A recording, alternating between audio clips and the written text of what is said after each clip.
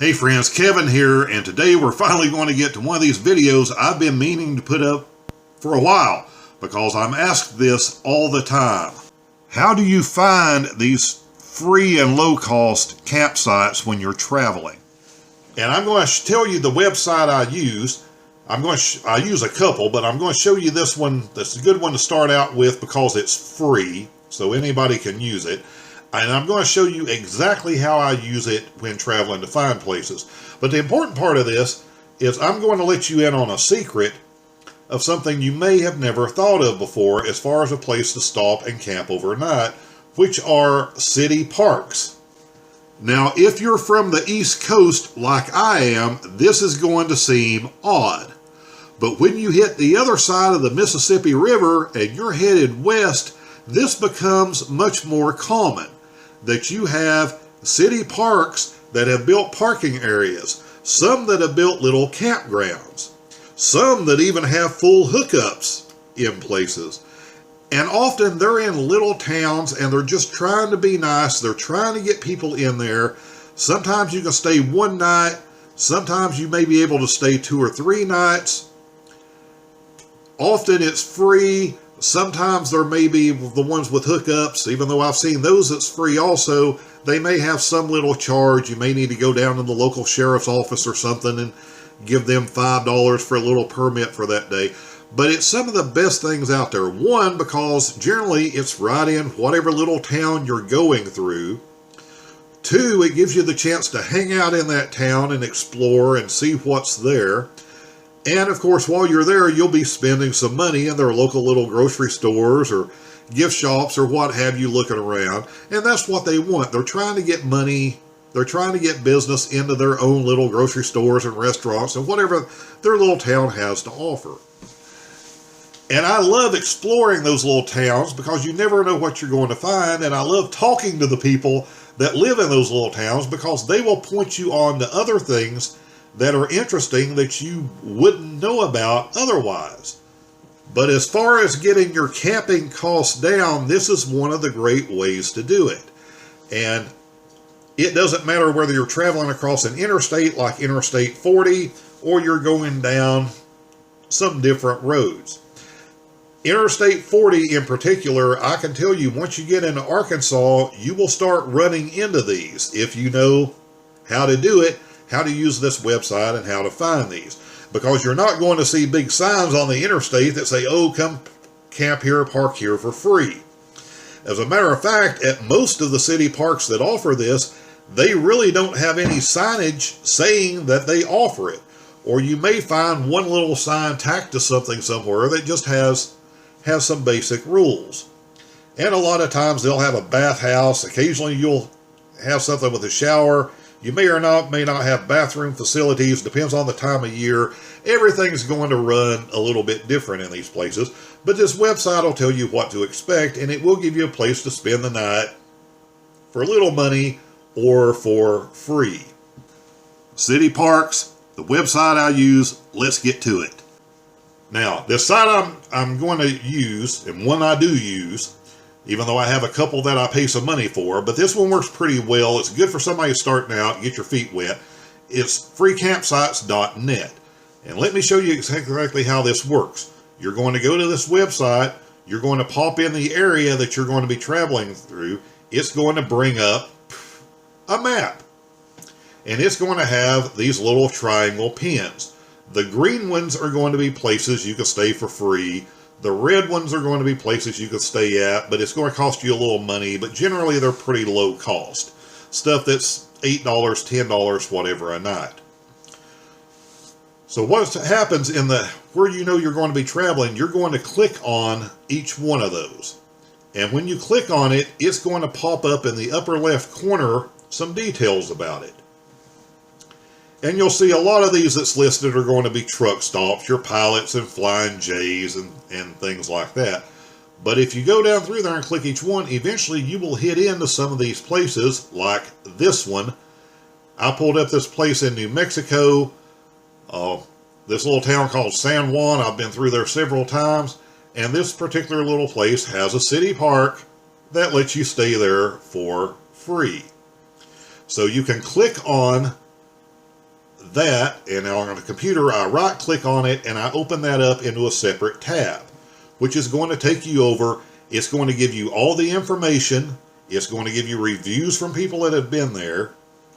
It's going to give you a little basic description of amenities that's going to be there. It's going to give you exact GPS coordinates so you can find it. It's really that simple once you know. And one way specifically I use this site, I prefer to have and usually have some type of cheap little laptop with me. And what I will do is I will plan out several days ahead. So if I know I'm going through, say, across Interstate 40 and Route 66, and I'm going to be in Oklahoma and New Mexico and Texas, and these places I know I'm going to run in a lot of these. When I'm out and about, even if I have to stop in a local library somewhere where I have free internet access, I'm going to go ahead and I'm going to pop all this up. And I'm going to go through a bunch of these, and the ones that look good, I'm going to pop open each one into a different window. Because my browser's set up so it saves that information, whether I'm online, whether I'm offline, whatever. So I'm going to have multiple tabs. I may have 30 or 40 tabs and stuff that's within hundreds of miles of where I'm going. And the reason I do that is I don't like to plan ahead too much. I don't know for sure if I'm out traveling and adventuring exactly where I'm going to land when tonight comes and when tomorrow night comes.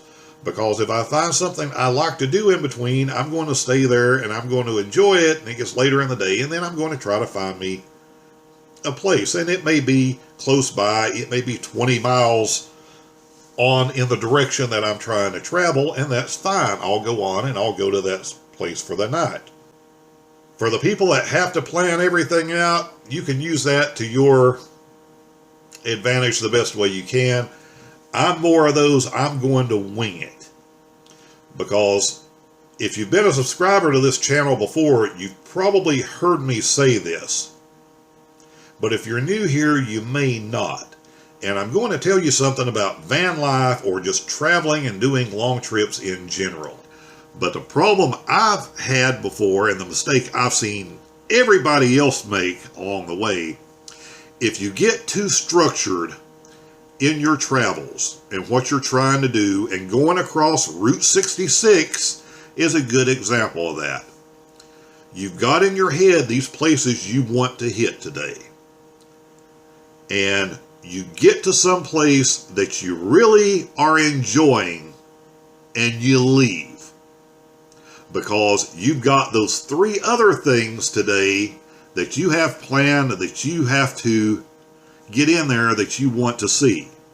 And the mistake people make is this, is rushing away from something they're doing, someplace they are where everyone is enjoying themselves and everyone is having a really good time, to get to those next places. Because oftentimes those next places are going to be letdowns.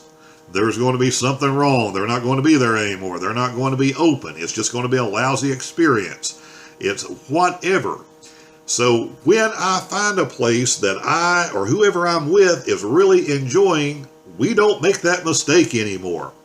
We stay in those areas. And we hang out there as long as we want to. And then we think about going on to the next location in whichever direction that we're going. And by having this app, I won't say app because I'm using it on a desktop generally, or a laptop, but by having this and having these 30 or 40 tabs of all of these free and cheap places that are all in the direction I want to go, then all I have to do is flip that laptop open, click on a couple of tabs in the area that I've now gotten to, pick out one that's close to me, punch in the address or the GPS coordinates, and go there for the night. It really is that simple. And like everything else that I've talked about on here, you can make this stuff really complicated or you can make it really simple. And I prefer really simple, easy, trouble-free. And this is the best way I've found with the free stuff to do this. But if you've never done a city park, don't discount it. Because I'll tell you, when I started out, my attitude about city parks, I kind of laughed and I thought it would be absolutely horrible. And I don't think I've actually had a bad experience in a city park yet. Some have been better than others. And again, by being able to see the reviews from other people, I know in some areas city parks may get a little sketchy. You may have some bad people hanging around. But in general, in most of these small towns, you have local police that are going to be patrolling this stuff pretty well. You're just not going to have those kind of problems. Through the week especially, it's going to be quiet. Oftentimes, you may be the only person there. It may have 15 spots, and you may be the only person there, and you have the run of the place. So there's a lot of advantages to this, in addition to the obvious one, which it just saves money and makes your travel cheaper. If you're out in an RV, or you're in a van doing van life, or whatever it is you happen to be doing.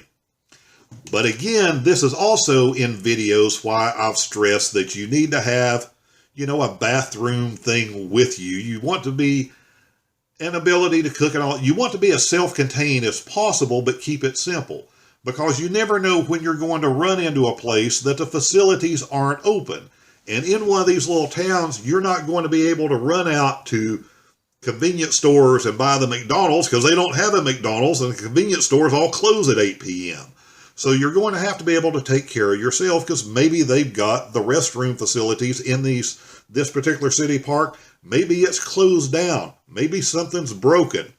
Maybe you're coming through here at the time of year I'm filming this, which is in the winter time, and maybe it has gotten cold and they have turned off the water to these places and locked the door on these public restrooms because they don't want the pipes to freeze and bust. So this is why you want to make sure you have a decent toilet system with you that you can use. And hopefully this has opened your eyes up to something you may not have been able to do before, may not have thought of before, that you can use in planning out your trips and your adventures. I'm going to link down to that website below. I'm going to link down to other related videos in the description and in the comments also of videos I've done that may help you out with stuff like this. And we'll talk soon.